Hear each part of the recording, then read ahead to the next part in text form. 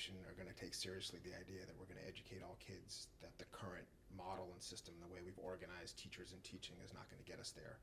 And we have pretty compelling evidence that it's not getting all kids there now, and we have no evidence that it's greatly accelerating to get us there. And so we need to think differently and look other places about how we might organize teaching. And essentially, that teaching is too hard in our heart, in a big city, and et cetera. The teaching is too hard to do by yourself, and that we need to think about organizing the profession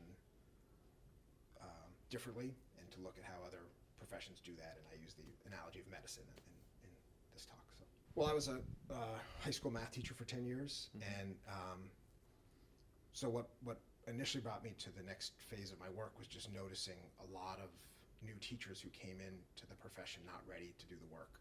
And some of them would learn, but they would essentially learn on the backs of the kids that they were teaching in those first couple of years. And so I knew we had to do preparation differently, and so had started a teacher preparation program that looks a little bit more like the medical profession, where it's called a residency, and you spend a full year in a school learning with a mentor, kind of gradually taking on more and more responsibility. And then I think what has happened over the years is I've prepared probably 500 teachers for the city of Boston, our program has, and just the feeling that that's an incredibly important component. It's necessary, but it's not sufficient. And if we don't also start to change the way schools are structured, we're not going to get the change we want to see. And this comes at a time, I think, when we're sort of tearing down the teaching profession, and teachers are getting a lot of blame.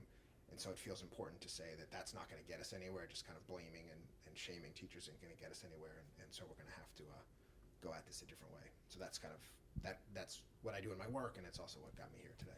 So I think there's a couple ideas here. One is that Boston is a relatively small city. There are 57,000 kids in the city. There are more teachers in the New York City public schools than there are kids in the Boston public schools. So the question is, and I think Boston would be the first, could you have a big city where you actually were able to educate the vast majority of kids? So for me, that's the sort of work I'm involved day to day, and that's going to look like taking this very small school we have and growing that school so that it's a full pre-K to 12 school, and then really trying to think. We've started the school in collaboration with a great community organization in a neighborhood.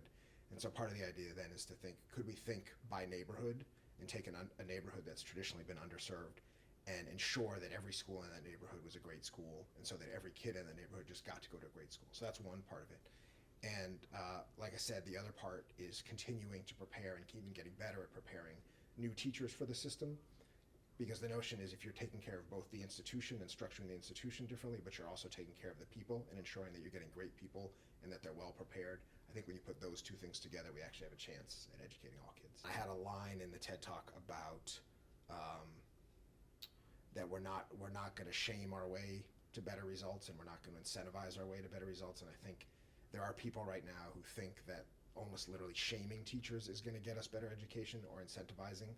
And I have a friend who makes the analogy, no matter how much money you pay me in the world, or no matter how much you put me down, I'm never going to play basketball like Michael Jordan, right? And so the idea that just we're going to get there through shame or incentives seems foolish to me, and I just think we need a better conversation, a less polarized conversation.